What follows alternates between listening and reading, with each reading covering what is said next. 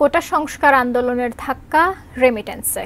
এক মাসেই প্রবাসী আয় কমল 25%। তবে ধাক্কা সাময়িক বলছেন বিশ্লেষকরা। পাশাপাশি পরামর্শ দিলেন প্রবাসীদের প্রচারণায় বিভ্রান্ত না হওয়ারও। আরও জানাচ্ছেন গোলাম কাদির রবু। কোটা আন্দোলনকে কেন্দ্র করে সৃষ্ট অস্থিরতায় কয়েকদিন বন্ধ ছিল ব্যাংক লেনদেন এবং ইন্টারনেট সেবা, যে কারণে প্রবাসীরা সে সময় বৈধভাবে দেশে অর্থ পাঠাতে পারেনি, যার প্রভাব পড়েছে গোটা মাসের প্রবাসী আয়ের হিসাব নিকাশে। বাংলাদেশ ব্যাংকের সবশেষ হিসাব বলছে জুলাই মাসে মোট রেমিটেন্স এসেছে $190 কোটি, যা 10 মাসের মধ্যে সর্বনিম্ন।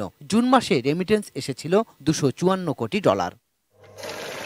বিশ্লেষকরা মনে করছেন কিছু অর্থ হুন্ডিতে আসতে পারে, তবে শঙ্কিত হবার কারণ নেই।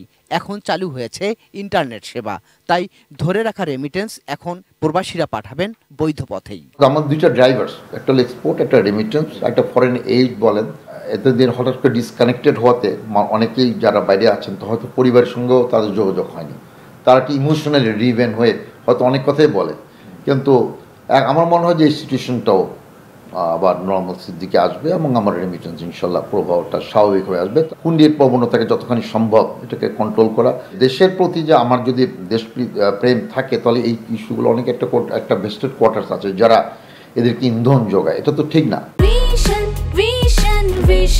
100% কপার কন্ডেন্সারে তৈরি ভিশন ফ্রিজ, তাই গুণে মানে অটুট থাকে বছরের পর বছর।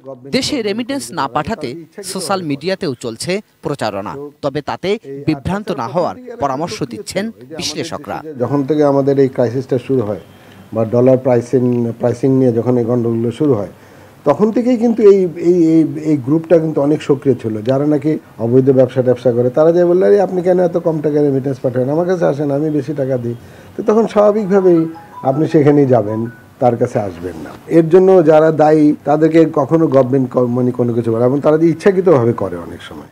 এদিকে প্রবাসী আয় বাড়াতে শীর্ষ ব্যাংকগুলোকে তাগিদ দিয়েছে বাংলাদেশ ব্যাংক।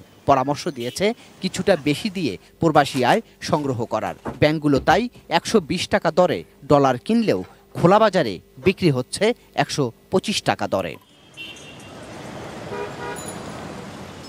গোলাম কাদির রবু, এটিএন নিউজ, ঢাকা।